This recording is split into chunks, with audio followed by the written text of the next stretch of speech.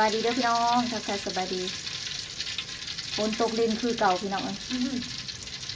เอากระเขาขั้วอีกคือเก่าคือเดิมสบายดีพี่น้องเบิร์ดสุหมองสุบอลเด้อตอนหับเข้าสู่สองน้องไม้ออฟฟิเชียลคือเก่าพี่น้อง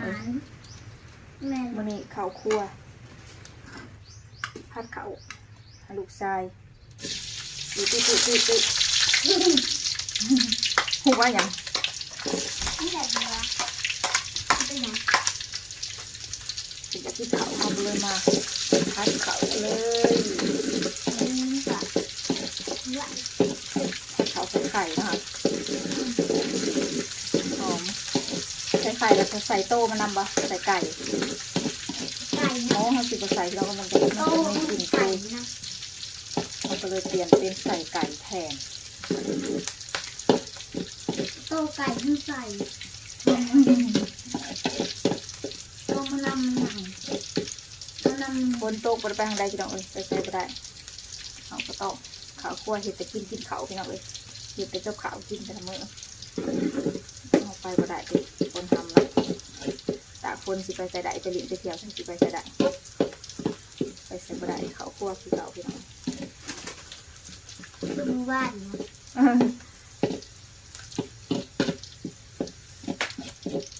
ันคือรุ่นนอนกันนั่งแจ้งนั่นพี่น้อง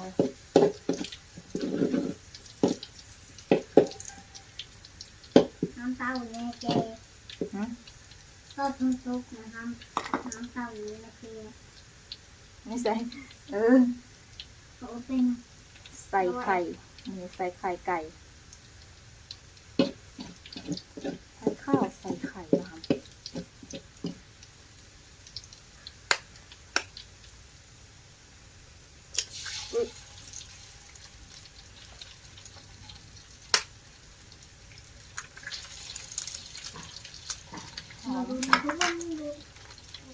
หอมจังเลยหอมก็ใส่หอมเลยจะมาให้โอ้ยหอมใหญ่แทนมีหลายที่ได้วิตามินโอ้ทีไรจะตรวจก็ดินค่ะจะน้ำซุป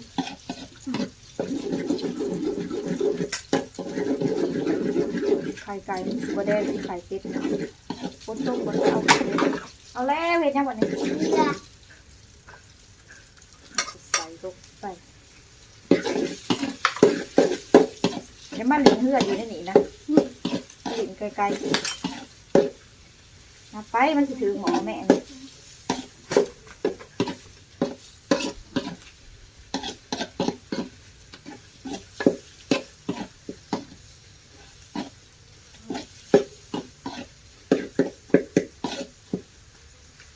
ไก่สุกก่อนเขาจะเอาข้าวใส่ข้าวผัดไก่มันไม่ข้าวผัดไก่นะ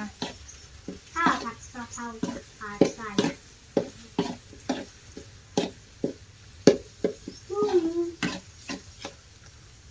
มีข้าวผัดไก่ผัดกะเพราไก่ที่จะผัดจะจีนทางแต่ว่าน้องไม้ว่าน้องไม้จ่อยเลยพี่น้องน้องไม้ใส่กางเกงไปเลยตอนนั้นมันติดกระดุมมาได้เลยพี่น้องแต่มาใส่ตอนนี้แล้วติดได้สบายเลยคือว่าน้องไม้จ่อยลงดีใจดีใจลายตึกดีใจที่พร้อมลงค่ะเด็กพี่น้องดีใจใส่กางเกงได้คือบอกกระโดดดีใจจ้ะคือน้องคนอื่นดีใจเราคือบอกกระโดดดีใจจ้ะเร็วกระโดดเนี่ยกระโดดทำไมอยากให้กระโดดเป็นยังแล้วก็ใส่ลงไปอยากเป็น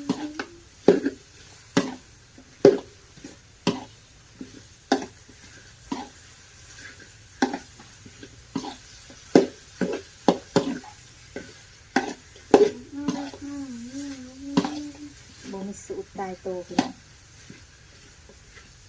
อยากใส่ไก่ก็ใส่ไปเลย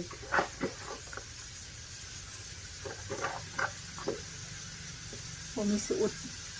อยากใส่ยังใส่ แต่ เลยบนมือ ใส่เลย ใส่อีหยังก็ใส่ไปเลย บนมือ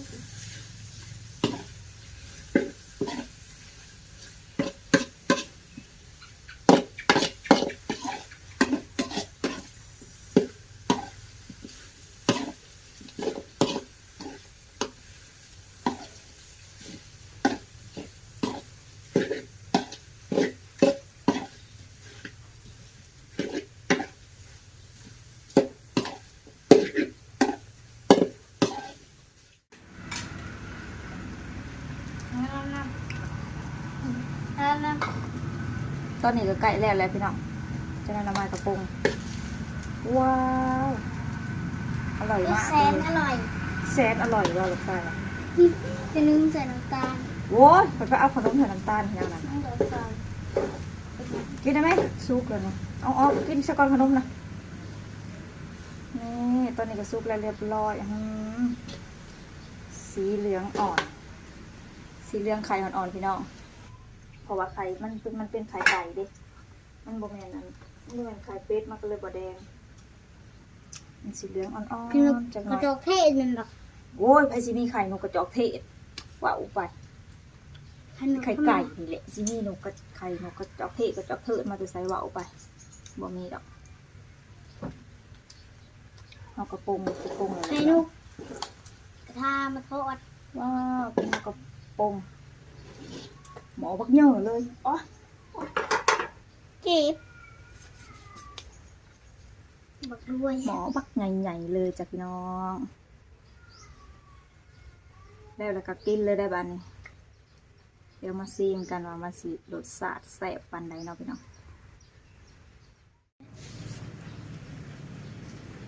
ตอนนี้ซุกแล้วเรียบร้อยจ้ะพี่น้องอ้ายถ่วนเลยเขาสิมากินเลยอยู่สองคนกับน้องพรอยากตอนใดก็เห็ดกินพี่น้อง ชายยังบอก หอมแซ่บมาก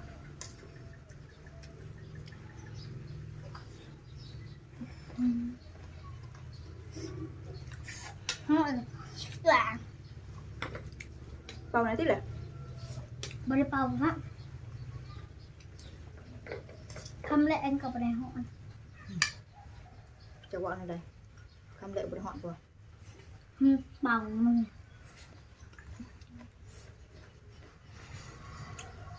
นั่งกินข้าวกับถี่บนนั่งกินข้าวถี่บนครัวเลยพี่น้องกินแบบนี้เลยมันจะแซ่บ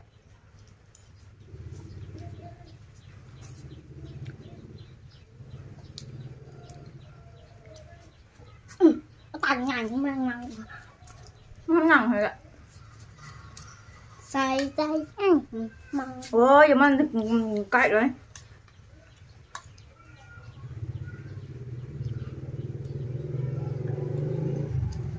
แซ่บ อร่อย ทำกินอีก แซมโนเค็มข้น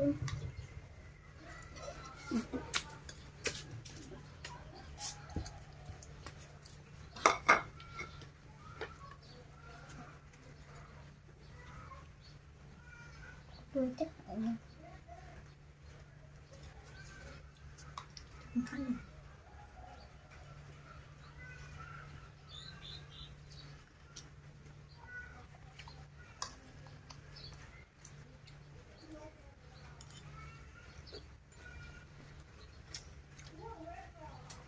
กินงานอยู่นายพี่น้องอย่างเห็ดกินสบายวันเนาะวันนา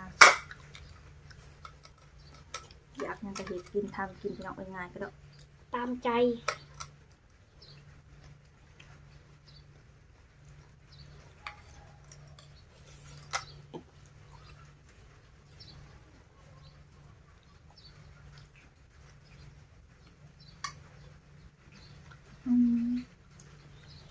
โอเคแล้วจ้ะพี่น้องมาในเราไม่ขอจบคลิปไปสักก่อนเด้อฝากกดไลค์กดแชร์คือเก่าคือเดิมมาเลยพี่น้องเอ้ยบอกเป็นลายยาง ถ้าจะใคร มียังซับสไครต์ เป็นปุ่มแดงๆอ่ะ ซับสไครต์พ่อลูกชายว่ะพี่น้องโอเคจ้ะพี่น้องถ้าพบกันใหม่คลิปหน้าจ้า